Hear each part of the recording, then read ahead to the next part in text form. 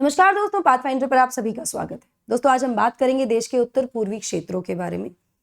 भारत का north eastern reason, इस संबंध में वो कौन से 6 पिलर्स हैं कनेक्टिविटी के, जिनसे कनेक्टिविटी को इंश्योर किया जा रहा है फॉर नॉर्थ ईस्ट इंडिया।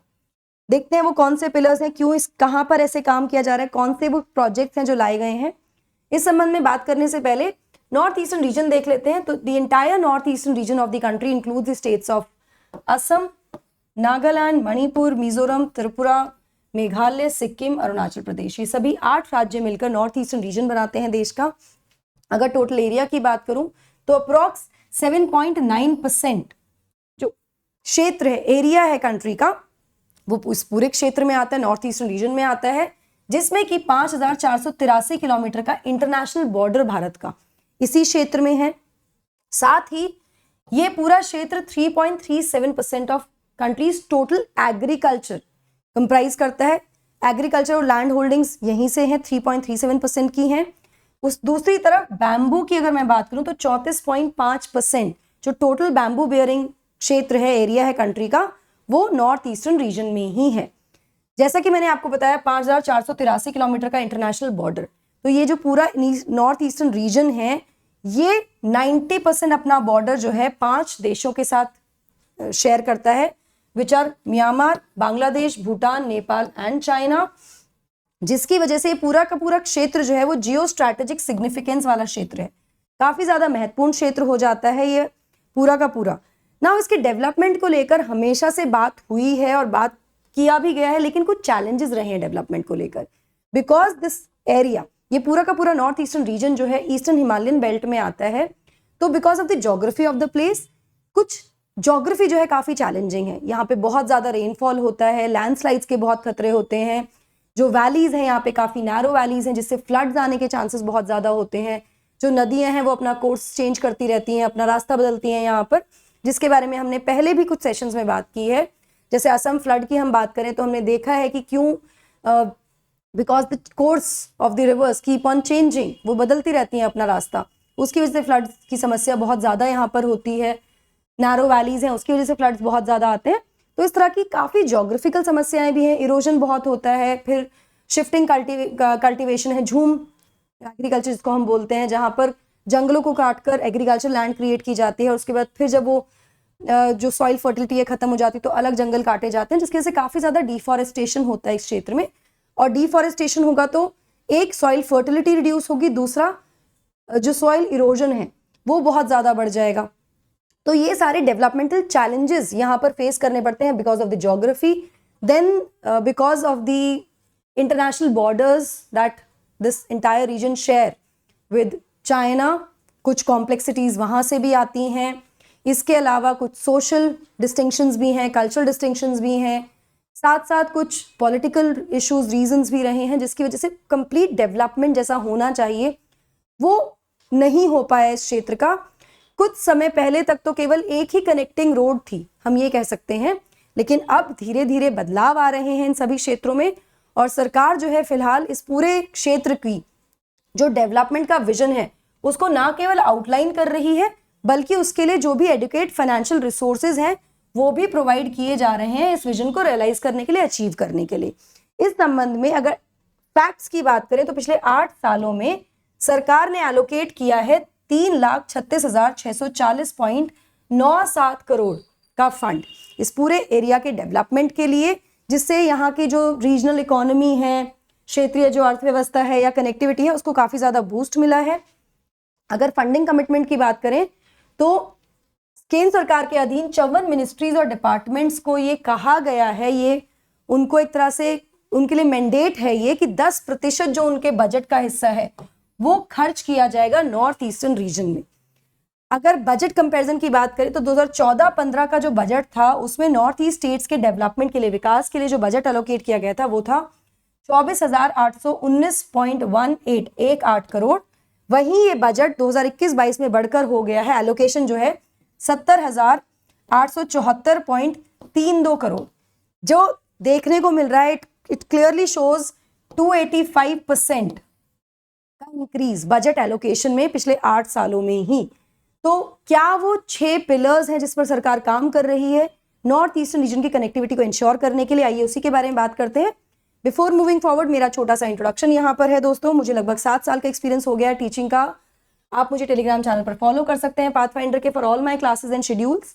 आप मुझे अनअकैडमी ऐप पर भी फॉलो कर सकते हैं। मेरी सभी स्पेशल क्लास और प्लस कोर्सेज के लिए एनरोल करने के लिए आपको सिर्फ मेरा कोड यूज करना है NDLive10। 20% ऑफ आप अवेल कर सकते हैं यूपीएससी CSE के सभी सब्सक्रिप्शंस पर। 22 तारीख तक अवेलेबल है। 20% डिस्काउंट आपको मिल जाएगा NDLive10 कोड यूज करके। Now what are the 6 pillars of connectivity? चलिए एक एक करके सबको समझते हैं। तो एयर कनेक्टिविटी को इंश्योर किया गया है, railway connectivity, road connectivity, power, telecom and water. इन सभी कनेक्टिविटी को इंश्योर करने के लिए अलग अलग समय पर पैसा एलोकेट किया गया सरकार के द्वारा। आइए देखते हैं एक एक करके सभी के बारे में।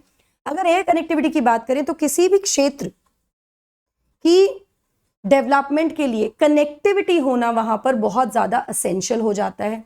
जब हम नॉर्थ ईस्टर्न रीजन की बात करते हैं तो ये रीजन जो है स्ट्रैटेजिकली बहुत इंपॉर्टेंट है हमारे देश के लिए, जिसकी वजह से इस रीजन का जो डेवलपमेंट है, जो ग्रोथ है, वो एसेंशियल हो जाती है, जरूरी हो जाती है, ताकि ये पूरा का पूरा रीजन सही तरीके से परफॉर्म कर सके, यहाँ पर भी उस तरह से विकास हो सके जिसके बारे में बात की जाती है।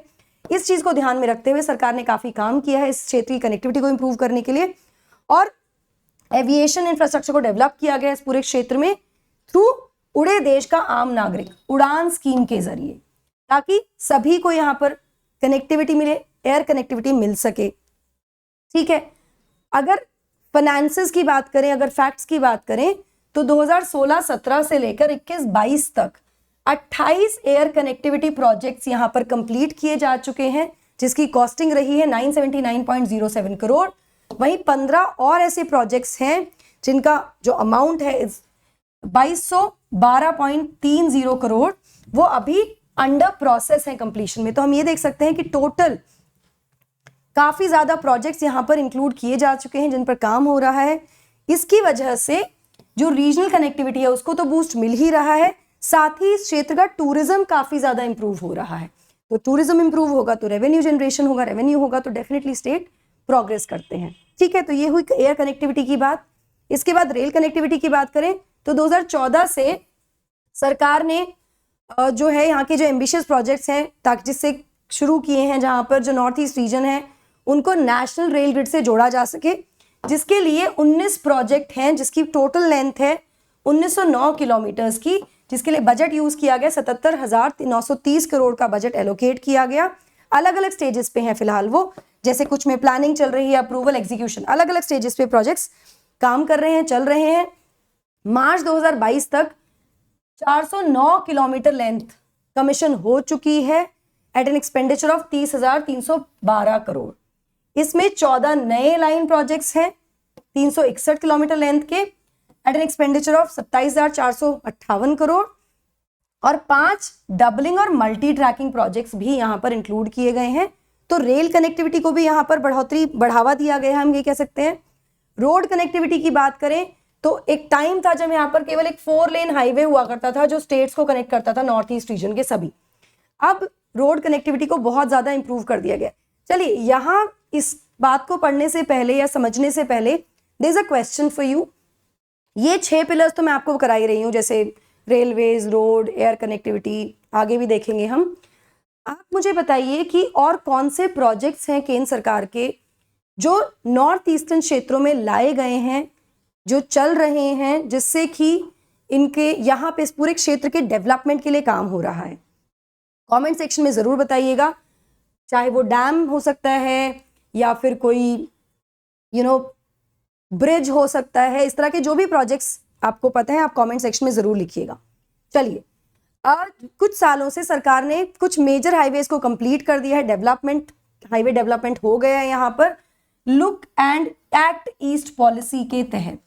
जो भारत सरकार की look and act east policy है उसके तहत अभी तक इतने किलोमीटर रोड बन चुकी है इस पूरे क्षेत्र में, और प्रोजेक्ट्स कनेक्टिंग 4016.48 किलोमीटर अभी करंटली ऑनगोइंग है। ये काम अभी चल रहा है इस क्षेत्र में। तो देखिए, जब यहाँ पर ना इस तरह के प्रोजेक्ट्स आते हैं तो ना केवल ये कनेक्टिविटी इंप्रूव करता है, बट ये ओवरऑल जब इस क्षेत्र में इस तरह के काम होंगे, इस तरह का इंफ्रास्ट्रक्चर डेवलप किया जा रहा है, सड़कें बनाई जा रही हैं या रेलवे ट्रैक्स बिछाए जा रहे हैं, तो उससे क्या होता है ना केवल हम इंफ्रास्ट्रक्चर डेवलप कर रहे हैं but at the same time economy को बूस्ट मिलता है उस क्षेत्र की, टूरिज्म को बूस्ट मिलता है, टूरिज्म डेवलप होता है, लोग वहाँ जाना के लिए कनेक्टिविटी आसान हो जाएगी, तो ट्रैवल करेंगे अलग अलग जगहों से, not from India only, from outside the country also. इसके साथ साथ एम्प्लॉयमेंट जनरेशन जो इसके साइड में चलता ही है, उस पूरे क्षेत्र में एक रोजगार के अवसर भी प्रोवाइड किए जाते हैं लोगों को, बिकॉज वही लोग हैं जो काम कर रहे हैं वहाँ पर, राइट। इसके अलावा कुछ कैपिटल रोड कनेक्टिविटी प्रोजेक्ट्स भी हैं जिसमें कि 2 लेन हाईवेज हैं, 4 लेन हाईवेज हैं, अलग अलग कैपिटल्स के अलग अलग हाईवेज किए गए हैं, शुरू किए गए हैं सरकार के द्वारा। पावर कनेक्टिविटी की बात करें तो इलेक्ट्रिसिटी एक महत्वपूर्ण कंपोनेंट है किसी भी विकास के लिए, डेवलपमेंट के लिए एक बहुत महत्वपूर्ण है, जिसको ध्यान में रखते हुए सरकार ने इंश्योर किया है to provide an uninterrupted power supply to the north east region, जिसके लिए 2014 से मिनिस्ट्री ऑफ पावर ने बहुत सारे hydro thermal power project, generation projects यहाँ पर शुरू किए हैं। इसी के बारे में आपसे मैं बात भी कर रही थी कि वो कौन कौन से प्रोजेक्ट्स हैं जो आपको ध्यान आ रहे हैं, कौन कौन से हाइड्रो पावर प्रोजेक्ट्स यहाँ पर लगाए गए हैं, मुझे कमेंट सेक्शन में जरूर बताइएगा। डेवलप्ड एंड मॉडर्नाइज ट्रांसमिशन के लिए और डिस्ट्रीब्यूशन नेटवर्क के लिए काम किया जा रहा है इन सभी क्षेत्रों में पावर कनेक्टिविटी के लिए। ग्रिड कॉर्पोरेशन ऑफ इंडिया की अगर मैं बात करूं तो यहाँ पर 2 major intra state power transmission और डिस्ट्रीब्यूशन स्कीम्स चल रही हैं। कौन सी हैं वो 2 स्कीम्स? पहली है north eastern reason power system improvement project, NERPSIP, very very important, ये याद रखिएगा, जिसमें सभी जो 6 राज्य हैं, नॉट सभी, 6 राज्य असम, मणिपुर, मेघालय, मिजोरम, त्रिपुरा, नागालैंड को कनेक्ट किया जा रहा है। इन 6 राज्यों के लिए है। वहीं comprehensive scheme for strengthening of transmission and distribution system Arunachal Pradesh और सिक्किम के लिए है, ये सैंक्शन की गई है, जिसमें अगेन कॉस्टिंग जानने की ज्यादा जरूरत नहीं है हमें, यहाँ पे कॉस्टिंग हमारे लिए रेलेवेंट नहीं है। ये पावर कनेक्टिविटी के लिए कौन से स्कीम्स हैं, डिस्ट्रीब्यूशन स्कीम्स कौन सी हैं, कौन कौन से राज्यों को कनेक्ट करती हैं, that is very very important for us.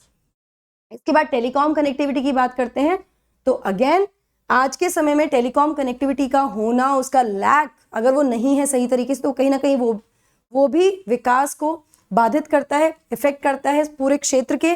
सो इसको एड्रेस करने के लिए जो डिपार्टमेंट ऑफ टेलीकम्युनिकेशन है उसने बहुत सारे प्रोजेक्ट शुरू किए हैं नॉर्थ ईस्ट स्टेट्स में, ताकि टेलीकॉम कनेक्टिविटी को स्ट्रेंथन किया जा सके, जिसमें भारत नेट और वाईफाई कनेक्टिविटी जो है for village panchayat in north eastern reason, इस तरह के प्रोजेक्ट्स भी शुरू किए गए हैं कनेक्टिविटी के लिए, जिसमें अगेन 1358 टावर्स लगाए जाएंगे 1246 गांवों में, जिससे कि हम इस भारत नेट या जो वाईफाई कनेक्टिविटी है उसको इंश्योर कर सकें इस पूरे रीजन की।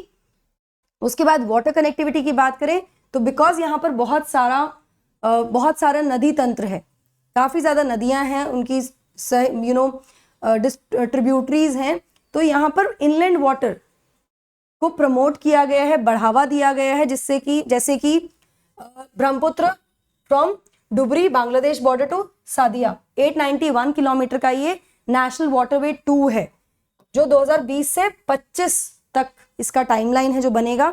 उधर दूसरी तरफ रिवर बराक को भी डिक्लेयर किया गया नेशनल वाटरवे 16 के रूप में, और ये कनेक्ट करेगा सिलचर, करीमगंज और बदरपुर को in Cachar valley of Assam, Haldia और कलकत्ता पोर्ट से through Indo Bangladesh protocol IBP route के द्वारा। इसके अलावा जो भी ये फैसिलिटीज जो प्लान की गई हैं, जो क्रिएट की जा रही हैं, इनको समय दिया गया है 5 साल का, 2020 से 2025 के बीच में ये होना है। इससे क्या होगा, एक तो ट्रांसपोर्टेशन बेहतर होगा, फास्टर होगा, जो भी ट्रांसपोर्टेशन ऑफ गुड्स है, ठीक है, and from the national international markets to the region. और इसमें ना केवल राष्ट्रीय जो मार्केट्स हैं उसमें ट्रांसपोर्टेशन ऑफ गुड्स ईजी हो जाएगा, बट अंतरराष्ट्रीय मार्केट से भी यहाँ पर गुड्स ट्रांसपोर्टेशन किया जा सकेगा थ्रू दीज वाटरवेज। ये पूरा का पूरा उद्देश्य है। अभी प्रोजेक्ट्स हैं, चल रहे हैं, तो ये तो 6 पिलर्स हैं। इसके अलावा एक मिनिस्ट्री है, ministry of development of north eastern reason, जिसने इन 6 पिलर्स के अलावा भी काम किए हैं। अलग अलग स्कीम्स हैं जो इंप्लीमेंट की गई हैं, जैसे कि north east special infrastructure development scheme, non lapsable central pool of resources scheme, अलग अलग स्कीम्स हैं जो चलाई जा रही हैं अपार्ट फ्रॉम दी 6 पिलर्स जिनके बारे में हमने बात की। Social and infrastructure development fund, schemes of north eastern council, north east road sector development scheme etcetera, ताकि इस पूरे क्षेत्र को डेवलप किया जा सके। टारगेट है 2025 तक। लेट्स सी कितना डेवलपमेंट यहाँ पर होता है, कितना सही मायने में हो रहा है। आप क्या सोचते हैं इसके बारे में मुझे कमेंट सेक्शन में जरूर बताइएगा। Before we wind up guys, CSE assure चल रहा है जहां पर आपको 2 साल के सब्सक्रिप्शन पर मिल रहा है 1 साल का एक्सटेंशन। अभी जाइए एनरोल कीजिए विद माय कोड NDLife10। अभी फिलहाल आपको 20% डिस्काउंट मिल रहा है। टेस्ट सीरीज प्लेटफॉर्म पर चल रही है। एनरोल करने के लिए आपको सिर्फ मेरा कोड यूज करना है। UPSC CSE नोट्स 2.0 के लिए भी आप एनरोल कर सकते हैं। फिलहाल कॉम्बैट हर संडे को होता है, एनरोल करना है। ये फ्री है बिल्कुल। जो एग्जाम है आपका, जो टेस्ट है NDLife10, आपको कोड यूज करना है इसके लिए। Why Unacademy? Unacademy gives you the widest choice of benefits along with the result that we are producing year after year. Loan facility with 0% EMI भी अवेलेबल है Unacademy प्लेटफॉर्म पर, ये भी आप अवेल कर सकते हैं दोस्तों। लेजेंड विजडम सीरीज शुरू हो चुकी है 20 जुलाई से, जहां पर सभी दिग्गज आपको गाइड करेंगे आपके सक्सेस इन UPSC के लिए। एनरोल करने के लिए अगेन आपको मेरा कोड यूज करना है NDLife10। बैचेस कल से शुरू हो रहे हैं 21 जुलाई से। अभी जाकर एनरोल कीजिए। ऑप्शनल कोर्सेज अलग अलग सब्जेक्ट्स, अलग अलग ऑप्शनल के लिए, ज्योग्राफी, हिस्ट्री, सोशियोलॉजी, एंथ्रो, पबैट एक्सेट्रा के लिए चल रहे हैं प्लेटफॉर्म पर। Go enrol now. साथ ही अनअकैडमी ने इंट्रोड्यूस कर दिया है डाउट दरबार, जो फ्री डाउट सॉल्विंग सेशंस हैं। आपके जो भी डाउट्स हैं इन सभी टॉपिक से संबंधित आप इंश्योर कर सकते हैं कि उनके सोल्यूशन आपको मिल जाएंगे। कोड यूज करना है NDLife10 again. Now the question can be why NDLife10? Because NDLife10 use करने के बाद मैं आपको सपोर्ट करूंगी आपकी प्रिपरेशन में, गाइड करूंगी आपकी प्रिपरेशन में मैं आपको। और साथ साथ ये सिर्फ एक सपोर्ट ही नहीं रहेगा, बल्कि टारगेट बेस्ड तैयारी हम यहाँ पर करेंगे। अगर आप चैनल पर पहली बार आए हैं, don't forget to like, share and subscribe, और कमेंट सेक्शन में NDLife10 लिखना बिल्कुल भी ना भूलें अगर आपको सेशन अच्छा लगा हो तो। Thank you so much. God bless you.